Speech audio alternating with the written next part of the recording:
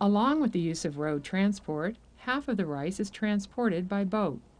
In addition to its natural waterways, Vietnam has a vast network of canals, more than 11,000 miles in all.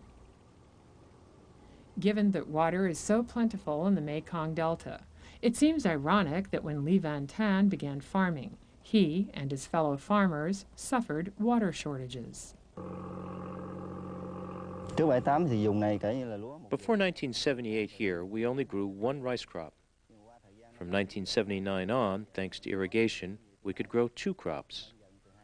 Since 1990 and 91, we've been growing 3 crops.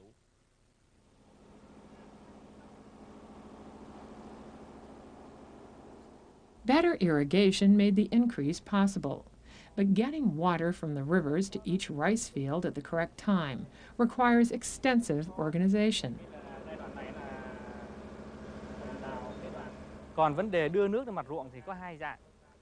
To bring water into the paddies, there are 2 ways that work.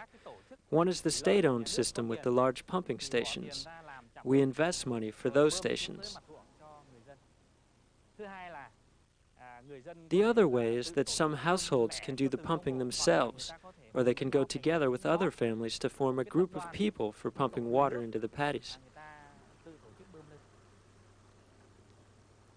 More than half the Mekong Delta is now under cultivation.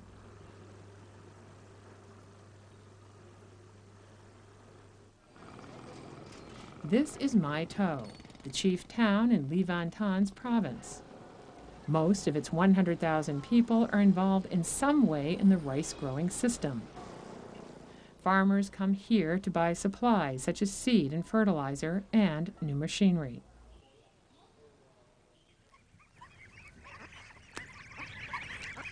Progressive farmers are also integrating other food or income-producing activities into their land.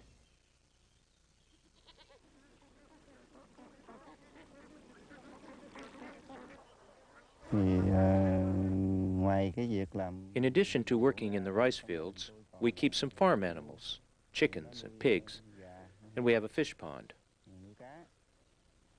Compared to rice growing, animal husbandry is better. Rice profits depend a lot on market fluctuation. Fish and meat prices depend on the market too, but not as much.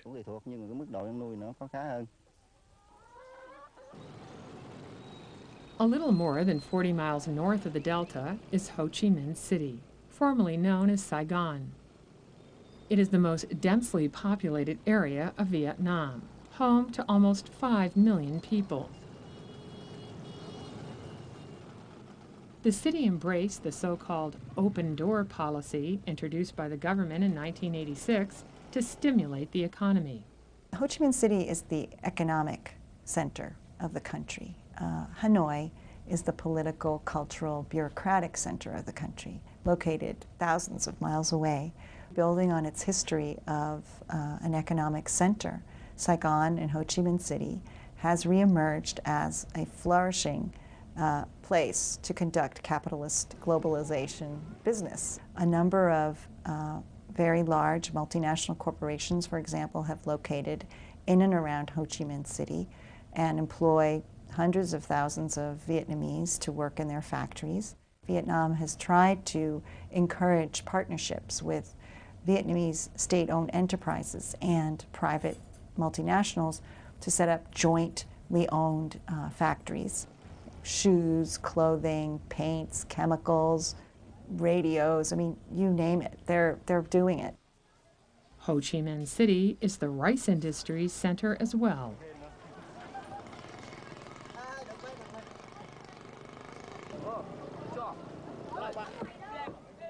Rice from the provinces arrives at places like the Binh Tai Mill.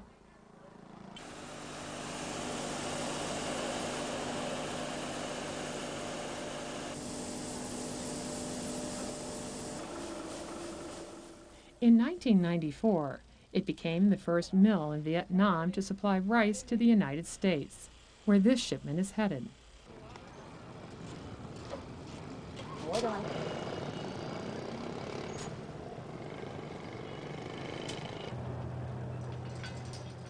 Other shipments go to the Middle East and elsewhere in Asia.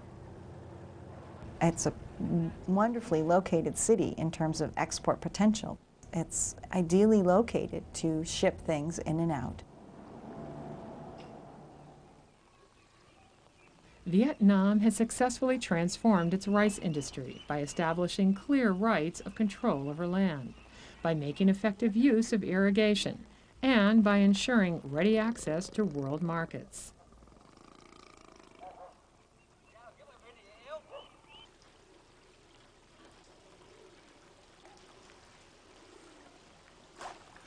And perhaps most importantly, it's due to the efforts of farming families, like Le Van Tans. They are changing a long history of rice farming in the Mekong Delta. Now they are not only feeding Vietnam, but helping build a major sustainable export industry. Vietnam has been one of the most rapidly growing countries of the last decade. We see this in the booming urban center of Ho Chi Minh City. One key to this development has been Vietnam's physical geography, along with the shift from collective to commercial agriculture.